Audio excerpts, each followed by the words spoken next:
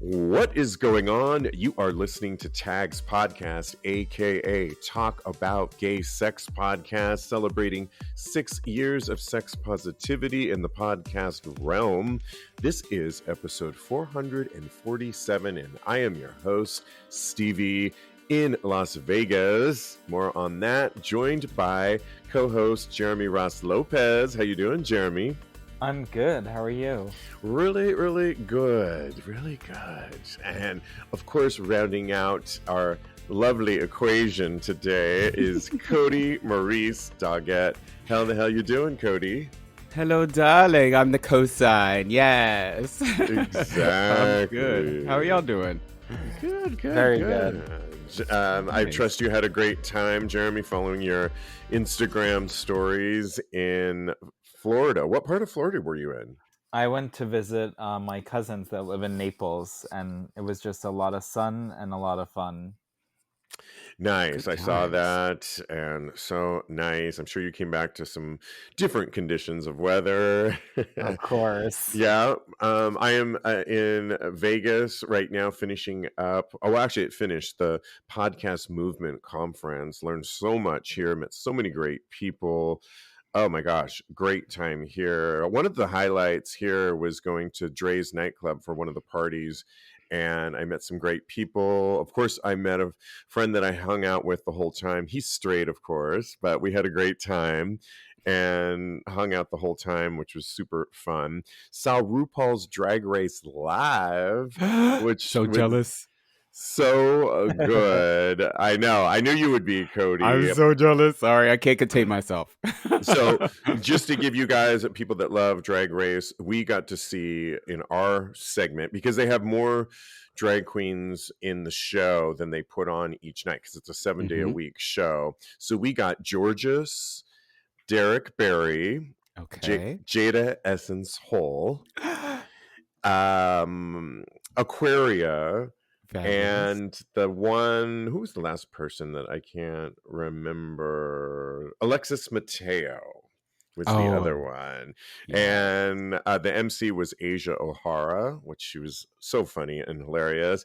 Fun note, afterwards, we went to the club here, Piranha, afterwards, which was a lot of fun. I think, Jeremy, you and I went to it when we were here too. It's like the only major club. Yeah, I Yeah, remember.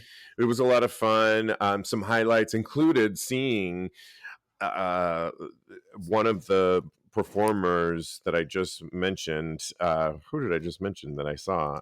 Alexis Mateo. She Thank you. I worked cannot there. remember her name. I'm so bad at these things. Alexis Mateo showed up after, and I went up to her. We were dancing on the Latin dance floor, and I said, Uh-huh. I just saw you live, you were amazing, and she like put her hand out, and so it was really sweet and fun. And then the other highlight was, it must have been G-string night, because all the bartenders that have like sexy bodies and all of the shop boys were running around in these thongs that were so yummy, one after the next. So highly Ooh. recommend seeing RuPaul's Drag Race live and going to Piranha, and the next time you're in Vegas. It's such a good time. Highly recommend it. All right, we have so much to get into. Did you guys watch the Oscars, Jeremy? I didn't know. I Okay. watched some recaps and stuff, and I saw some of the red carpet looks. It looked like an amazing night, though.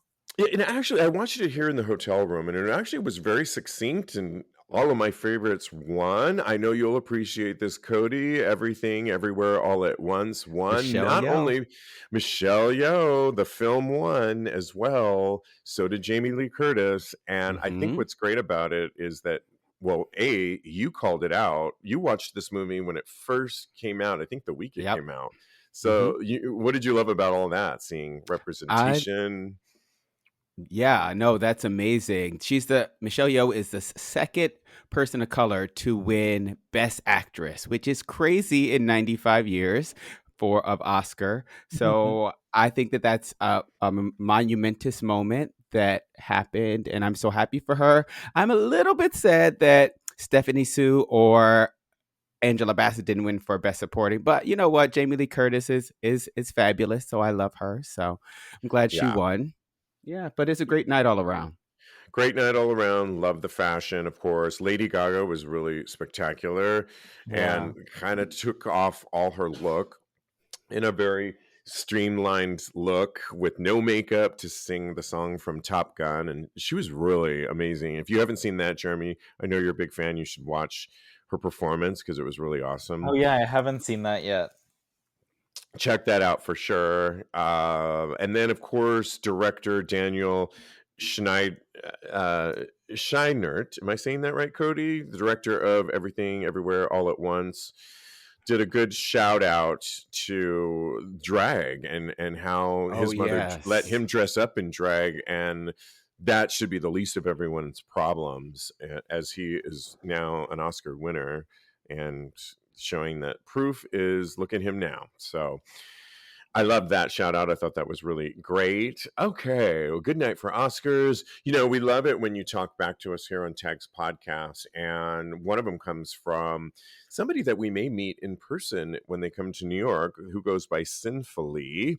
Oh yeah. Wrote into us recently based on some topics that we had. And one of them was when we were talking about Austin Wolf and his body count. Body count meaning how many people. He was asked a question on the red carpet for an awards show for porn on how many people has he slept with, and how much did he estimate, Kodi, that he had slept with so that to date?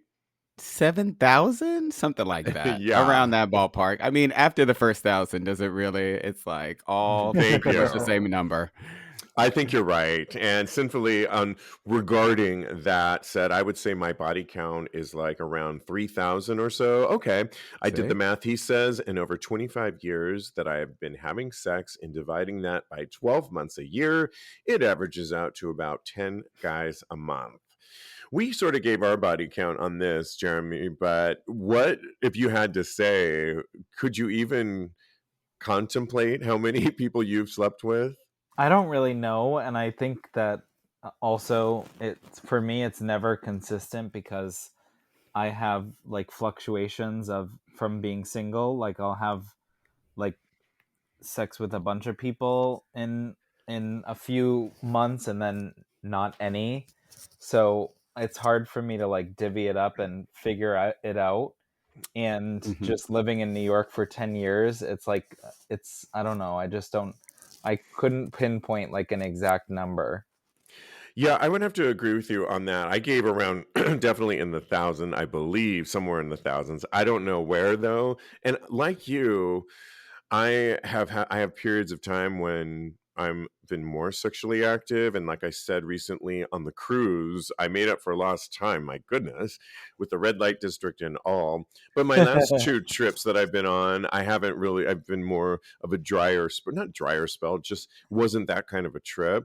Hmm. Interesting in referencing Austin and of course this listener sinfully good, they both seem to have an equation based on they have sex several times per month. So just interesting how we all come to that number. But I am with Yeah. you, Kodi, in that once it gets past 1,000, who can count anymore, I right? know, right? And I only said 300, so I must be practically a virgin then, right?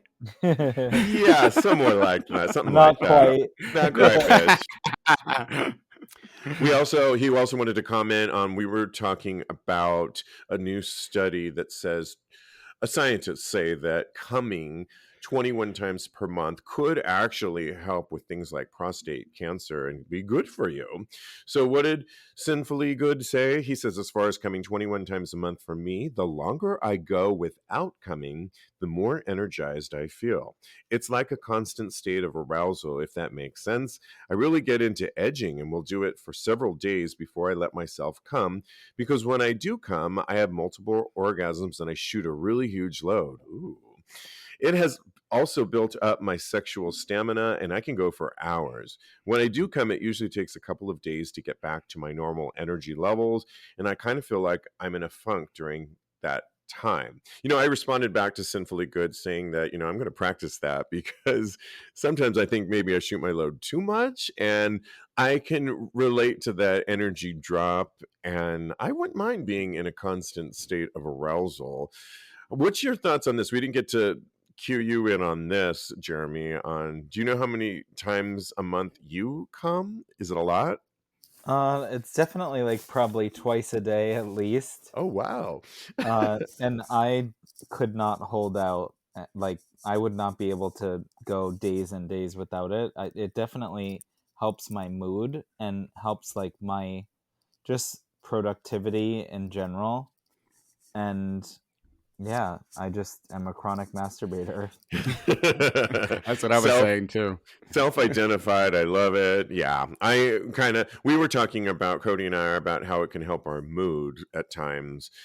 But the thing, after reading that Sinfully Good and an upcoming guest that we're going to have on Wednesday, Craig Coulinane, who's going to be talking about porn and how you can do a 30-day challenge to kind of release yourself from that, I might kind of monitor my coming throughout the day and see how it goes, or week, month. Okay. We'll see after we have him on as a guest, but I have no Okay, commitments. all I right. didn't sign on the dotted line Yeah, yet. you're like not even trying to put that out into that. You're like, I'm Yeah, gonna see. It's exactly. hilarious. Well, we all know that there is so much against anti-drag bills that is going on in this country, and I couldn't help but see the number of people that are speaking out against it, from celebrities, and the latest comes from Rupaul, who says that Rupaul condemns anti-drag bills, says queens are queer world's Marines. The host of Drag Race posted a video on Instagram last week lambasting the politicians who are targeting the community, especially transgender people and drag queens. And instead of addressing the real problems facing Americans, he said, hey, look over here, he said. People will know the Jada Essence Yep. classic line, a classic distraction technique, distracting us away from the real issues that they were voting into office to focus on. Things like jobs, healthcare, keeping our children safe from harm at their own school. But we all know that bullies are incompetent at solving real issues. They look for easy targets. And he also went on to say drag queens are the Marines of the queer movement. He continued, don't get it twisted and don't be distracted. Register to vote so we can get these stunt queens out of office and put some smart people with real solutions into government. And by the way, a social media post has never been as powerful as a registered vote. I like that. To piggyback off of that, I opened up an email today from Nasty Pig. By the way, I love their underwear. I'm wearing them today. The best underwear. In my opinion, uh, the CEO wrote this letter. He wrote a letter that he was going to send to all the followers of Nasty Pig to kind of promote his 2023 collection, Elevate. But I woke up to the news on March 3rd that Tennessee had passed the first anti-drag bill in the country, I scrapped that letter and wrote a new one, urging you all to understand the gravity of this legislation and how it affects our whole queer community. But we could send out that later. That letter news came out about a host from the Daily Wire calling out for the eradication of transgenderism. And I went to write a new letter, but I found myself unable to address each additional horrifying new development. So rather than attempt to speak on the ever-changing present state of attacks on LGBTQ plus rights, I want to share a very personal story. He wrote, when I was 11 years old, my Jewish grandmother sat me down in our living room to explain something to me about my identity. Living in New York, she prayed I would never encounter the hatred that my ancestors experienced. But she made it clear that people around the world would hate me just for being Jewish. When I asked why this was so, she said it was because I was different, and that was enough of a reason for bigoted people to find hatred in their hearts. She then said to me, there is nothing you can do about it. This is how you were born. So never hide your truth. If people come to like you for who you pretend to be, they will hate you just the same when they find out who you actually are. And finally, he wrote, no matter how you identify yourself as an individual, if you are part of the LGBTQ plus community, I urge you to stand with every single one of our queer siblings. You may not look like those under attack, but an attack on one of us is an attack on all of us. Bigotry won't stop until we all stand up against together. Yours in sodomy, David Lauterstein. I love that. I mean, it really does feel like an attack, Jeremy, when you hear all of this. And we might not be in the transgender or drag world, but don't you feel like we should all be standing up and showing our voice for what's going on in the country? Definitely, and I think that it's really like scary that it's happening, and you have to stand up for people that are a part of our community and that we have as entertainers. And I just feel like they need a safe place and a safe space to be able to perform and just like be on TV and on our shows and everything. And it's scary that the legislation that's taking place is just even happening in real life. Yeah, absolutely. I mean, Kodi, it was so beautiful just to see Drag Race among all the shows here in Vegas, from David Copperfield to Barry Manilow, who's gay, by the way. But to see just Loud and Proud Drag Race, and when we all spilled out after into the casino, we took over the bathrooms, and there was all these straight guys were like, "What just let out?" And I shouted out Drag Race. I couldn't help myself. I just had to. And they're like, oh, okay, cool. I mean, they didn't know what to, kind of dumbfoundedly, but I was like, no, I'm not going to. I had this bite of the tongue that I almost wanted to like not say anything, but I had to Yeah. say it, Drag Race, because at least, we need to get the word out there that a major show just let out and stuff. But what are your thoughts on what's going on in the country and people like the CEO of Nasty Pig and RuPaul and other celebrities are really voicing their concern over this? Well, first, I just want to commend you because, we all have to start speaking our truth. And that is how people will become more accustomed to queer people and people that are not like themselves. So thank you very much for speaking out and being loud and proud, Steve. You're welcome. I think that on this topic, a lot of people were waiting for RuPaul to speak out because she is mother. She is the queen of drag. Always. So I'm so glad that RuPaul came out and said something, because if mother doesn't say anything, then it looks like what is going on is okay in the world of drag, and it definitely is not. I am so happy that because I got this letter too, so I'm so ecstatic that the president of Nasty Pig came out and said what he said, because you may not think that this applies to you because you're not a drag queen or you're not a transgender person, but as soon as they get what they want from the weakest or the most vulnerable part of our community, they're going to come to the next person on their list. And that very may well be us next. So stand up for those that you think, well, I know that I have a lot in common with them, but that you think that you don't have anything in common with, because if we stand in solidarity, then that makes us less of a target. I love that. Absolutely. Well stated on that. Yeah. We'll keep posting on who's standing up for our rights and who's potentially taking them away, which seems to be a new news story about this every single day. All right, moving on to a person that I'm becoming a really big fan of, Lukas Gage, and many of you might know him from White Lotus season 1. He is just one of my favorite people right now. He's in You. Jeremy, are you watching the current season? I know Of you like. course, I'm Yes. almost done. I have one Okay. episode left. Okay, so you know who Lukas Gage is And I then. have a big crush on him and think he's gorgeous. Me too. He's so fun, and And I just saw that the I don't know if it's a rumor or what, and I'm sure you've already seen it, but that he's dating Kim and J-Lo's hairstylist. That's what we're about to talk about. Yeah. Okay, so let me break it down a little bit. Well, a couple of things, two things about him. Actor Lukas Gage opened up about not labeling his sexuality. He recently opened up about not labeling his sexuality, and he also revealed that an agent who dropped him once told him to pick a lane. An agent dropped me and said, stop dyeing your hair, stop wearing weird clothes, and pick a lane, gay, bi, or straight. It's too confusing. So funny how the times have changed, because when I was trying to be an actor in the late 90s, it wasn't like pick a lane. It was like butch it up and just be straight. Now it's like they don't, if you are, they want you to actually pick something in the acronym, but he doesn't necessarily need to. He's 27, and he admitted in an interview with the New York Times, sharing that he feels pressure all the time to identify with a certain LGBTQ plus label. I understand representation and voices that need to be heard, but I don't want to do anything on anyone's accord but my own. Let me do it when I'm ready. And it's acting it's acting. I feel like everyone should get the opportunity to play whatever they want. And if they want to think that they can, I'm pretty open book about most things in my life, but I have a problem with the culture of everyone needing to know everyone's business and nothing can be sacred. It's a weird line that I'm still trying to figure out.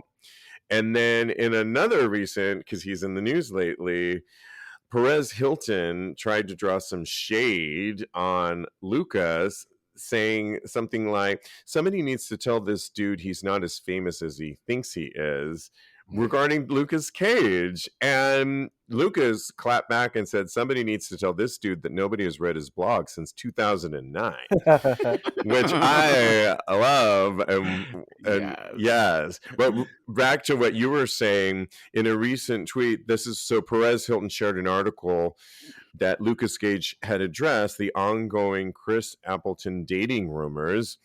And that's when blogger or nobody, Perez Hilton, came on to say that snarky remark. But I hope they are dating. I don't really care if he is. I mean, what's your thoughts on Jeremy, on him just claiming that he doesn't have to tell anyone where he is right now? I love it. I think it's great for him, and I think that he's right about the fact that I think when you're a star or when you're in Hollywood, it's expected that everyone just know and air out all of your business. And I think that Perez Hilton needs to take several seats. Yeah, I think he's absolutely. Just a jealous, bitter old queen is what he is. And I thought he changed his ways there for a minute. Not that I don't think so. I think that he acted like he was going to be nicer, and I don't think that he has that in him. And I think he's still just as nasty and crude as he was before. He's just not as overweight as he used to be. Okay, right. Read, honey. Yeah, the reading room is still open. I love it.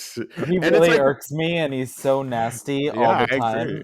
And he just used to say a lot of really mean things about everyone. Yeah. And so I don't feel bad for him, and I love that Lukas just fired right back. And him and Chris Appleton are like so hot together, if they are together, and if they're not, they're sexy ass friends too. Yeah, I agree. I loved. I had to go watch their videos because it was really sexy. And how are you going to come after Lukas Gage, Kodi? Right? That's so crazy. Let people have their own personal life. Let somebody keep something for themselves. Being on this show, I'm not anywhere near as famous as any of the people that we have listed thus far. But I mean, we come on here and we speak our truths. But so I think that there is a part of me that I am not willing to give away, if that makes sense, because I feel like there should be something that I should just be able to keep for myself. I should be able to have a private life. And I want to give Lukas Gage his private life and Chris Appleton his private life. We don't have to be out here telling everything to everybody. Look at Sade. She is one of the most famous people that I know of, and she lives a very private life out there in the world. So I think, and I think something for yourself. Right. And I think he's definitely giving us some little tidbit bites. I think which I think is lovely. Omar Apollo, who I keep talking about on the show because I'm just in love with him as well. Singer Omar Apollo has done that in the past with other guys too. But I just think they're throwing us a little breadcrumb here and there, and we are here to bite, I tell you. And so, leave them alone and let them do their thing. It's that time. Hey there, it's Stevie. I know you can all agree with me here at Tags that we all would like to have a better sex life. I mean, it's all we talk about, right? Interesting fact, did you know that up to 50% of men have some sort of symptoms that actually get in the way of having a better sex life? It's true. If you want better sex and to be able to find and explore better sexual opportunities, you are not alone.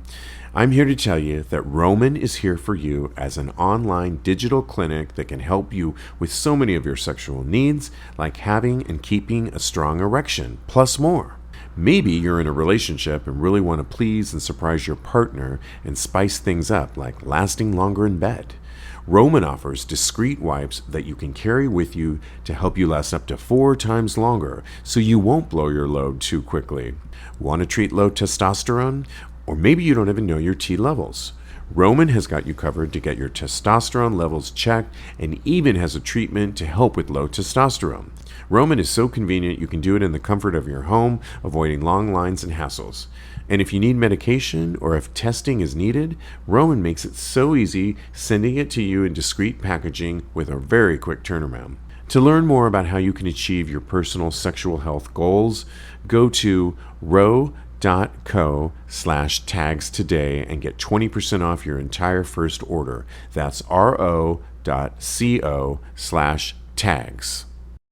Well, we love to give advice on this show, and we love it when you write in. And recently, GA Dog wrote in and wanted our not necessarily advice, but wanted to give a take on a theory he had. Let me read, and you'll understand in a second.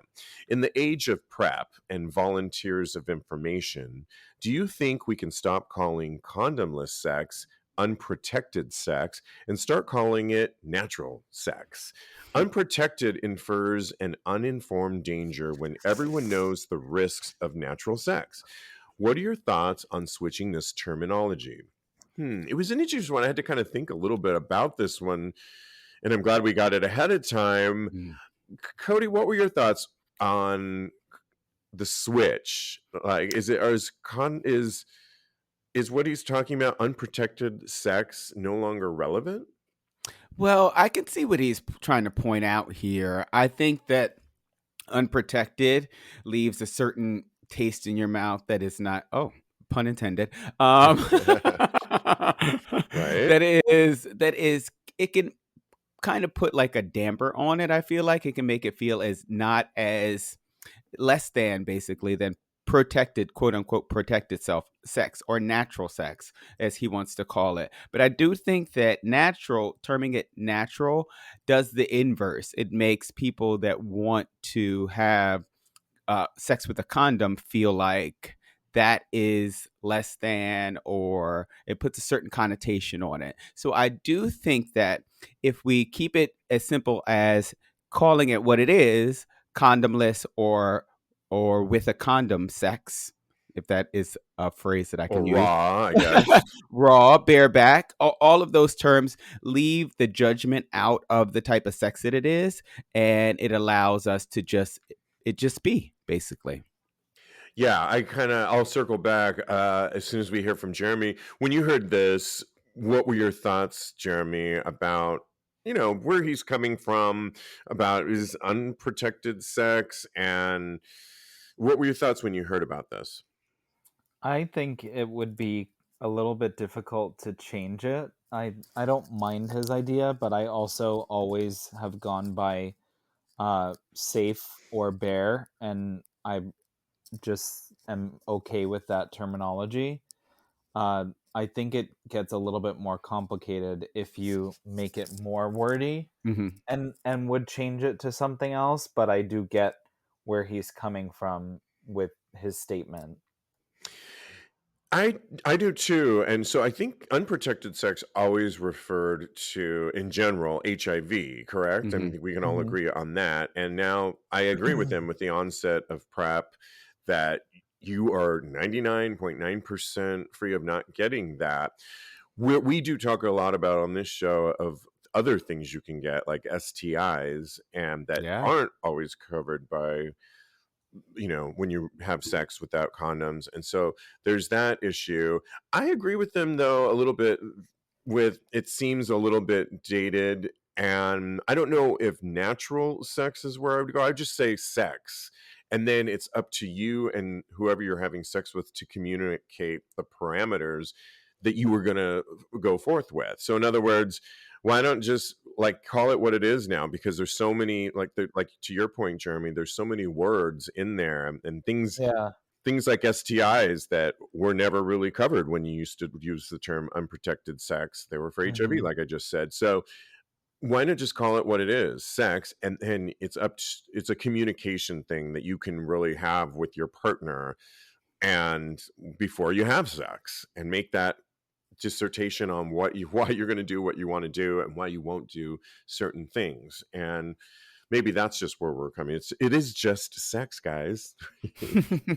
Yeah, just like we're talking about it. So I don't know, that's where we come on that, but I appreciate that, because as we continue to evolve and learn things about our sexuality, I always say we're such a new acronym, and our sex, we didn't get a lot of education growing up. So this is exciting times, and I like that you put that forward, GA Dog. We appreciate it. If you want to get advice or relationships or sex advice from us, you can always reach out to us on our website. Go to TAGSPodcast.com or DM us on our Instagram page at TAGSPodcast. Okay. Well, I couldn't help. There's this interesting article that came out that Daniel Villarreal wrote, but he was really talking about a professor. This professor had done a study back in or wrote an article back in 2014 talking about guys sending him dick pics after he wrote this 2014 article about locker room behavior. So a researcher says he had received over 300 pics of penises from queer and straight men seeking reassurance that they have a good size. Christopher Morris Roberts is an associate professor in body politics at London Metropolitan University in England.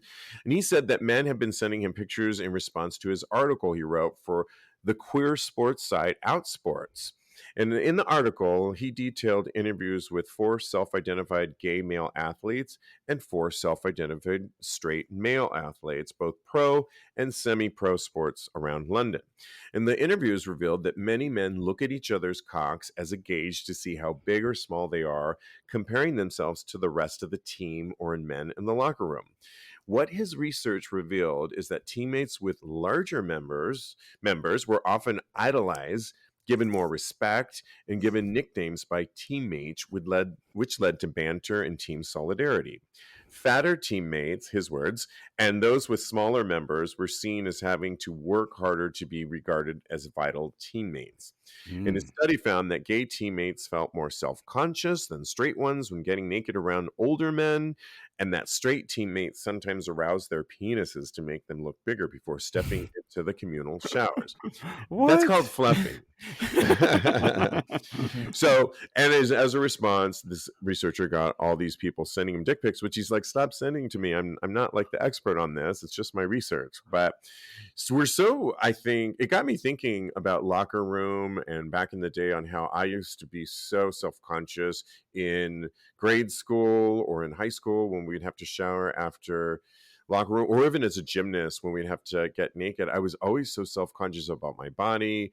I was self-conscious about size, or even little things like, are my nipples the same size or bigger, too big than other people's? And I was always surprised at the ones that could walk around the locker room so freely. Now I'm on a whole different spectrum and I can't take my clothes off quick enough. Cut to me at Leatherworks in Fort Lauderdale, and it's a great store where the windows are all blackened out. They have a naked shopping day on Wednesdays from 5 to 8, which I highly recommend.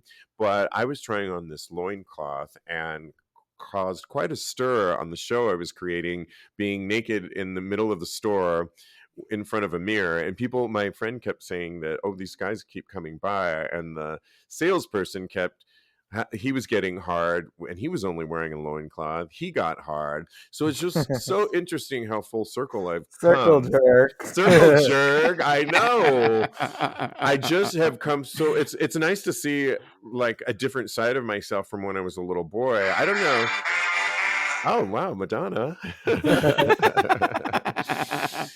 Put her on later. But Jeremy, I got to ask you, were you self-conscious as a little kid, and has that changed for you now about whether it was locker room etiquette or comparing your body to others? I think I'm still self-conscious in a locker room setting, and I am not as nervous as I used to be. Like when I was younger, I would I felt like I didn't belong there, and so I would always try and find a stall to change in, and was just like not self-conscious about my body parts or anything, really just self-conscious about being naked in a group setting with other guys. And I think I'm definitely more comfortable now, and I think less about it, but I'm still not like super secure in that setting specifically. No, I hear you. Right. But definitely made some leaps and bounds from where you were as a little Oh kid. yeah, and I don't think about it as seriously, and when I will change, it's a lot just like quicker and more normal and less thought in it, where before I would be like make sure that my towel doesn't drop or any of that, and I don't think about it that seriously anymore. Nice. Darling Kodi, it's hard to Darling. think of little Kodi ever having an issue when all you have to do is go on to at Mr. Maurice and find countless half naked pictures. But was there ever a time I asked the question? Oh man, I will be heretofore referred to as Big Cody, darling. Okay. Okay. Got it. Got Thank you very it. much, darling. But yeah, no, I'm definitely with you guys. When I was a kid, I used to be so ashamed to undress in front of other guys. I think part of me was subconsciously thinking about if other guys could pick up on the fact that I was gay. So I wouldn't want to change around them for fear of they or even really look at them and to see other guys being naked in the locker room. And I think that it boils down to me having internalized shame about being gay and really enjoying men's bodies as much as I do. So yeah, but I've like you guys, I've made leaps and bounds. You can find me on Mr. Maurice, darling, and in the locker room, I am constantly naked, and I will look somebody right in the eyes while they're butt ass naked right in front of me. Nice. Yeah. And I haven't been to a gay gym locker room in a long It's so time. good. Is it? Okay, I'm missing out. Okay, I gotta Yeah. join a gym soon here. Okay, well, we love to give more advice, and on this Reddit thread, this one's kind of an interesting one. I want to know what you would do in this situation. Brace for this. Okay, so the guy writes, say you meet a guy, right, and he's beautiful, looks like Dominic Fike. You go, who's Dominic Fike? I don't know. I was just about to Google him. Okay. Do you know Jeremy? No, I just Googled him. Okay, got it. You guys Google, I'll read. You go over to his house and you guys Oh, that's cute. chill. You guys go over to his house and you're chilling. And you know what? He says he has to use the restroom and comes out a few minutes later. Then you have to use the restroom. So you go in there and see the biggest turd you've ever seen in your life in the toilet. However, when you flushed it, it flushed with elegance and grace. You were shocked and disgusted. You try to sneak out of the bathroom, but he's right in front of you, naked, so there's no escape. He's so hot and you're so horny. You fuck him, and to your surprise, your dick came out crystal clean. Should I keep seeing him? So before I hear that, there's somebody wrote, dude, I have no idea how to respond other than, so he poops. You poop. Should he have flushed? Yes, but at the end of the day, if you like him and like to fuck him, why stop? Um, I think since he went ahead and fucked him anyway, he wasn't that disgusted. And so he shouldn't have even written about this because it's going to keep it in his mind for good now. And it's imprinted now. And I think, it is a little bizarre that the guy, I mean, didn't flush. I've tried to flush before and I've like overflown the toilet and it's just it's a mess, and try and get out of that situation. But what would you do in this situation, Jeremy? I would be fine with it. I mean, it's awkward, but I think it's normal for people to shit. It's just that he really should have flushed, but I wouldn't judge just solely on that. And I think it is funny and an awkward situation, but if you like him, then like shitting and farting and all of that is normal. And Oh, I well, let's not get crazy. I mean, especially not early on. I mean, no, but I mean, you're still a human being, and you're not like you don't shit that's debatable, but roses. yeah. And But I think that you should know how to flush the fucking toilet. Thank you. Yeah. I mean, I have one more thought on that, other than I would say, because I want to hear from you, Kodi, is that I would wait, and since the guy was okay with it, I would want to see the next time is just like a whole thing. And I would say, dude, what's up with not flushing the toilet? I don't either make sure. Right, like if you get to know him after a few dates a little bit better, I would definitely not stay silent and I would say something. But Yeah. and I would also just bring it up as a funny joke later on. But if it's always a thing, then no, bitch, you need to flush the toilet or this shit's not. Well, Kodi, the other thing I thought about is, do you think that he left it there? You know, like a dog, sometimes they're almost proud of, they're like proud of it and they want, you know, Ew. and they wanted to show his new master practically. Maybe it was a dumb, that he did a good job. And look, I am clean. I left it there for you to see and inspect if you choose to. But now we can have a good time because I'm crystal clean. While you guys were talking, that is exactly what I was thinking. I was like, I cannot wait for my turn because he was probably proud of his beautiful poop and he just wanted to show this guy. Oh my God, that's so funny to me. Right. It wasn't diarrhea. I mean, yeah, it's a beautiful, perfectly formed poop and he was proud of it. But yeah, that's so funny. That's hilarious to me. But I do think that I agree with you guys. Not flushing the toilet is it's a red flag, and if that red flag continues to happen over and over again, then we need to have a discussion. It needs to stop.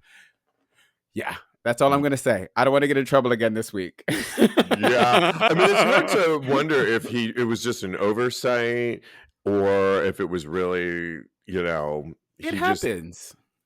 That you forget to flush the toilet, that you just happened 2 seconds ago. I mean, I don't know. It also takes a lot of talent to be like so spotless clean after taking that big, huge. Right, exactly. Maybe they went out for burritos earlier and he just wanted to make sure. Goodness. I don't know. It would be way messier than that for sure. Chipotle shit. Do not have Chipotle before. Yeah, especially taco. And I love meat. I don't love Chipotle. I love tacos. I just came back from Puerto Vallarta, but taco breath isn't a good thing. So always clean that breath out. Lastly, somebody wrote this, and I want to get your guys' take on the best practice and how to take a good naked selfie. Before we get to your guys' take on it, somebody simply wrote, pay attention to what else is in the picture. We've all talked about this a lot. I know, Jeremy, you've mentioned this a lot. Clean up the room, make sure there's no toothpaste on the mirror, those kinds of things. You don't want that kind of thing on there. And what are your some other thoughts, Jeremy, on how to take a good naked selfie? Because I think you're really good at just selfies in general, but what about naked selfies? I think it's also all about posing and like what accentuates the parts that you want to accentuate and what doesn't. So I think it's important to just be in the right stance and like, I don't know, either sitting or standing or just your good angle and sides and like whatever you're trying to show off or accentuate, I would make that the focus. But like you said, definitely clean your fucking room, make your bed, or wash your mirrors before you send any nude selfies. You know, I read some good advice more in the thread, Kodi, about things like, and I don't really agree with this because I'm guilty of it. Maybe that's why I don't agree with it. But the mirror selfie in the bathroom, some people were like, enough of that, like put that away. And I'm like, whatever. No. You don't have to get that hard and fast on it. But some of the advice that a lot of people did give was get a tripod and some good lighting and maneuver your body. Like, don't be afraid to use angles with your body. To Jeremy's point, accentuate the features, whether it's your ass, dick, chest, or, you know, a good angle can often feature it better. But what's some of your advice that you would give for taking a good naked selfie? And I know you have a ton of them. Darling, yes. If you look through my photo album right now, it is basically all me naked all day, all time. Maybe it'll appear on my Instagram, maybe it will not. But I agree with you both. Posing and angles they work wonders. But also lighting is something that's really, really important as far as taking a selfie is concerned. Because I feel like if it's too dark or if the light is a little bit strange, then it can make your body look a little bit less buff or not as beautiful as you would like it to look. And yeah, why you Question guys? for you. Okay. Question for you, Kodi. Dick pic. What's the best way to take a dick pic? Oh, wow. I take it from above, and I like to watch a little bit of porn beforehand to make sure it's nice and firm and erect. So, and I like the lighting on that to be very natural. Got Like the it. sun beaming into it. I normally take them in the morning or at night sometimes when I cut on this beautiful like lamp and it lights it just perfectly. I, I have a very specific way of taking dick pics. Oh, and if you take it while you're standing up and you take it looking like you're looking at your feet basically, and your dick is just sticking straight out, that is also a really good angle for your penis. I think it probably showcases it the best. Yeah. Jeremy, natural light or studio light? I honestly like it laying down, like sticking straight up, but that's just my opinion. But in terms of lighting, natural or studio light? I think natural. Okay. All right. I like it. I like it. I will experiment with all of these. This wasn't my request, but now I'm actually looking into taking some good naked selfies when I get back. So I'll let you know how I do. Oh my gosh, this has been so much fun. You know, little shout out to this Wednesday's Tags Live when we have Body Electric instructor Craig Cullinane coming on the show, who's going to be talking about awakening your inner sexy man, healing body shame. Oh, that's great. And the 30-day porn cleanse. So all good stuff. That's Wednesday at 9 o'clock Eastern time with Kodi and myself. And you can get the link by going to TAGSPodcast.com. Just click on Tags Live. I want to thank my co-host. So much fun, you guys. Oh, yeah. Loved it as always. You can follow Jeremy on Instagram at JRossLopez. And you can follow Kodi, like we said, at Mr. Maurice. But he's also a life coach. And follow that at KMD Coaching. And please follow me at Iam_Steve V. Iam_Steve V, or of course the show on all social media platforms, Tags Podcast, at Tags Podcast. Guys, thank you so much. As always, babe. Yeah. And in the meantime, continue having hot, gay sex. Yes.